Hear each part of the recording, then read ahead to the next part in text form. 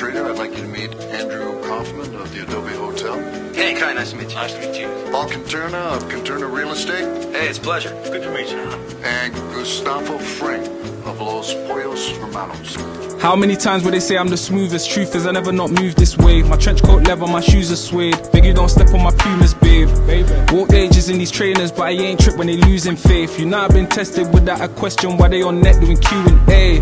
She say I'm a son of a gun, but really miss me like she shooting strays. It's cool, it's great, but it's more fun when you use your waist. Made in a manner like Kano, where they're able use a moving K. And searching for P's on my P's and Q's, man, step at the queue, you can lose your place. And I seen it, bro, and you see I'm the CEO. Teaching my team how to aim for the head and no waist, on no lead, on no knees and toes. Briefings in the board meetings with the G's done, but they been involved. How you ain't end up on street with bro? Only Jesus knows. But still I'm here counting my blessings. I ain't account all the lessons. Found out in the drought just got man, use one hand when I'm counting my brethrens. Can you really doubt I'm a legend? All the hours round the clock that I put in. Do the eyebrow like the Rock when they looking. They can smell the shit Nux is cooking. Gustavo. Hi, my name is Benjamin Pinnock. I'm the creative director of 21 Pirates. 21 Pirates is a exhibition art group where we get artists from around the world to do crossover pieces of work based on pop culture. So we get our artists to create work mixed up between film, crossover between film, comic book and video game. 21 Pirates was started for the sole purpose of, at the time there's nothing around. I really wanted to go somewhere that embodied all these elements of mixing great aspects of people coming together, looking at great pieces of work, eating cake, which we always have at our exhibitions, and just bringing the love of people who like films, video games and comic books together in one place, in a more personal way. I know you have Comic-Con and all these other aspects, but there's somewhere just to instantly go now instead of waiting for a certain time, place, and then we created 21 Pirates. 21 Pirates was established in 2012. The idea hit me as I was, to be fair, literally I was, sort of like thinking or groveling like, why is there nothing on? And I said to my friend, I'm going to put on this thing, let's do this together and let's do it. And then I started 21 Pirates from there.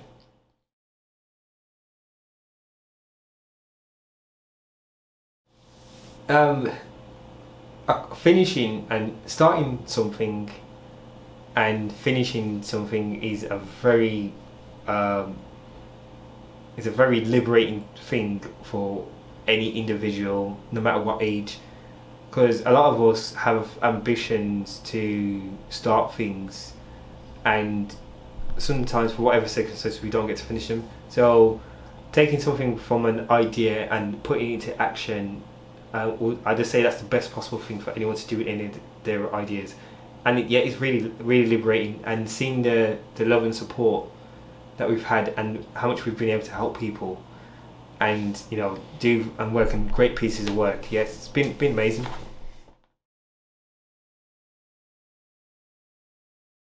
Oh, there's loads. There was this huge love for games as early back as from Pac-Man, Donkey Kong, Super Mario, and then breaking into the time periods where everybody could have consoles and then arcades. So growing up in that Street Fighter, Neo Geo, pop culture lifestyle, and when 80s films were going into left the 80s periods, breaking into the 90s, and all those inspirations and and the massive shift and change in comic books from art styles in the 90s, and then into like some of our greater comic book artists now, like Alex Ross, and obviously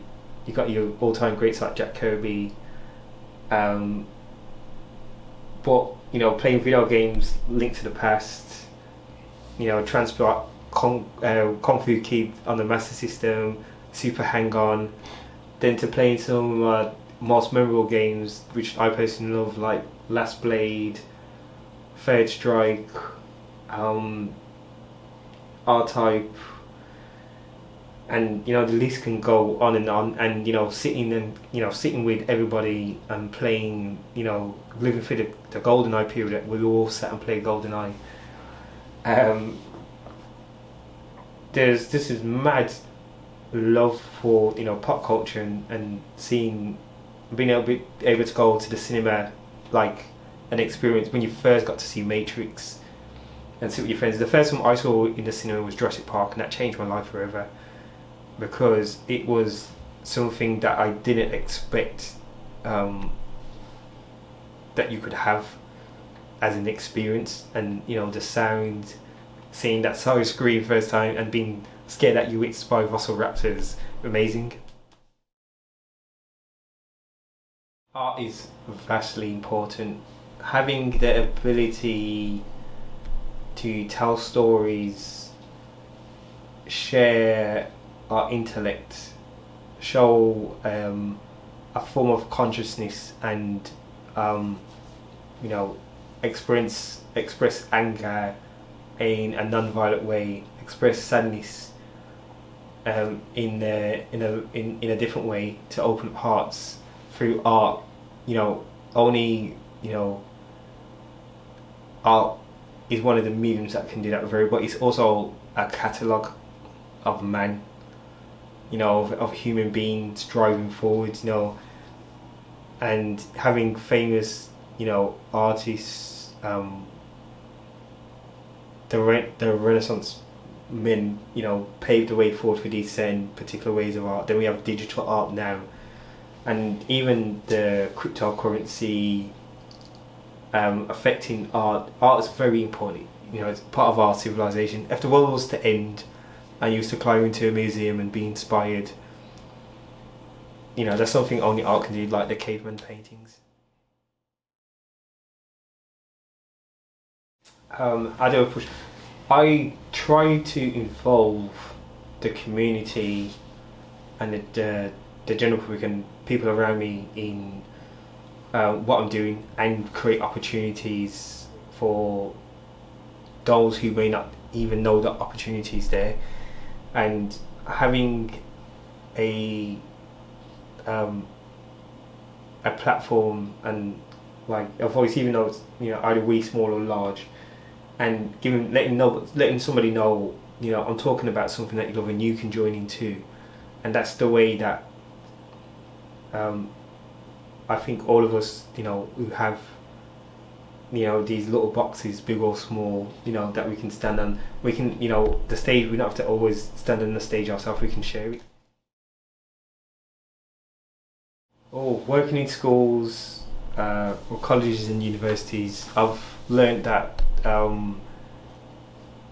the passion for art is the same, but depending on where we are in our economy and the government and stuff, that changes on how much and what can be done. And like I said, the passion is still the same, but there is a lot more hurdles for people to somewhat jump over, everything in terms of like budget and sort of what's allowed. Yeah, obviously we can have a really expressive piece of art and stuff, but I mean, we've got, you know, if you take a student and he goes, I want to do a piece of work like Banksy,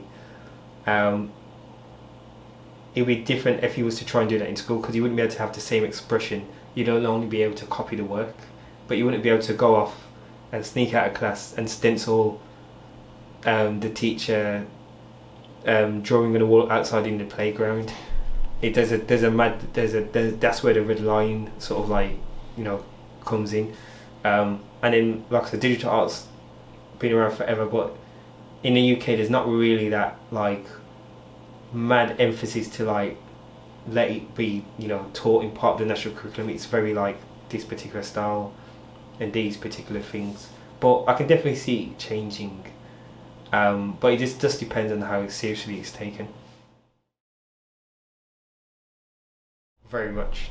At some point, all of us naturally pick up a crayon or an item, whether it's like your food, and we draw. Inspirationally, it's just like a natural thing. There's like, we naturally make sounds and express and create ourselves. So, being able to give a child the opportunity, which can, you know, barely cost nothing, to just go off and express themselves through drawing it, you can learn a lot.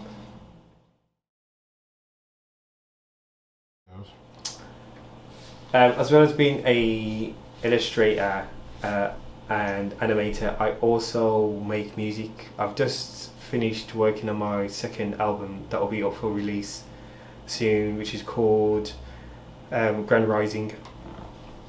I started sort of dabbling in making music a long time ago, but I think it really hit me the other day how much it's just the same as creating art, mixing these sounds that paint this beautiful picture that help tell a story in a different way, and letting people discover and feel something through listening to music is very, very inspirational, challenging, wonderful, and, you know, head scratching and, you know, marvelous at the same time. The thought process was a tough one. And not so long lost my father, and I wanted to create a piece of work that I could sort of embody his time here. And at first I thought I'm going to do a mural and draw something and then have something up in my house and share that with everybody. But then I found music was probably a broader aspect that allowed me to communicate with everybody in a way that the experience I had with my father was as his son, and the experience someone else had was a friend, that was their uncle, that was their brother, that was their granddad. So having the ability to choose that method, having that choice of method to, you know, connect with people in that way, and for someone to take away something different from me, that was a challenge. But like I said, it's come along. Music. I don't know. I think it's always been there. Like, I've always been intrigued by sounds that don't make any sense, like the complexity of hearing something, and I'm like, wow, how is that sound made? Or, you know, a true passion for music lies in contemporary music and scores, as well as hip hop. And then growing up in a very heavy, you know, dense house of music, everyday music was played. Really, you know, and like I said, being a child born in '81, there's no way music couldn't be woven into the culture of everything what I done. And my dad was a musician. He played certain instruments, and he always gave me an instrument, as well as him doing various other things. And at the start, I didn't really understand it, but you know, whether you're giving a saxophone or guitar or something, it just becomes a tool as your outlet to sort of express, you know, something that you want to do. But yeah, I think music's always definitely been there. I just found a better way now to have it so it's more listenable.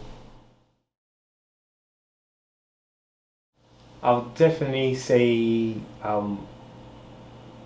working in the creative field, having opportunities to work with Capcom, Bandai Namco, which I just finished a project with recently, doing work with the BBC and a couple other companies. It's been like absolutely like, you know, liberating to do a piece of work and see it on the big screen, or when I did some work for comics and seeing products I designed on the shelf.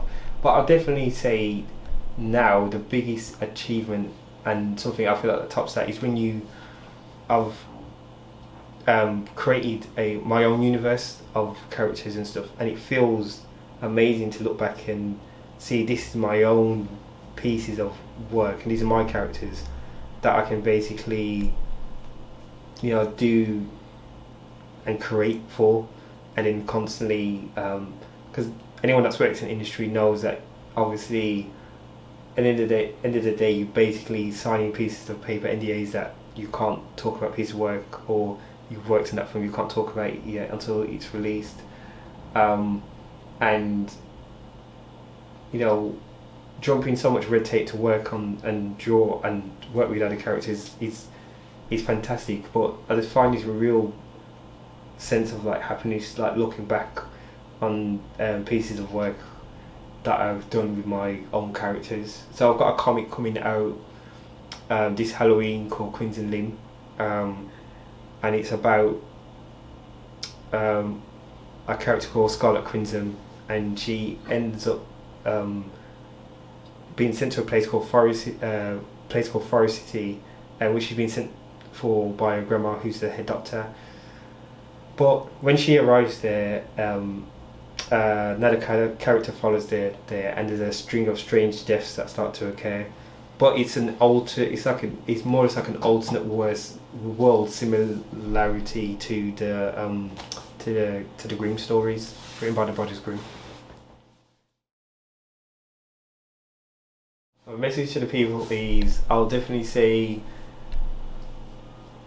you know, it's okay to wake up and be you. Love yourself, love others, and you know, treat others how you want to be treated. But it's okay to have a dream, go out there and, you know, fulfill it.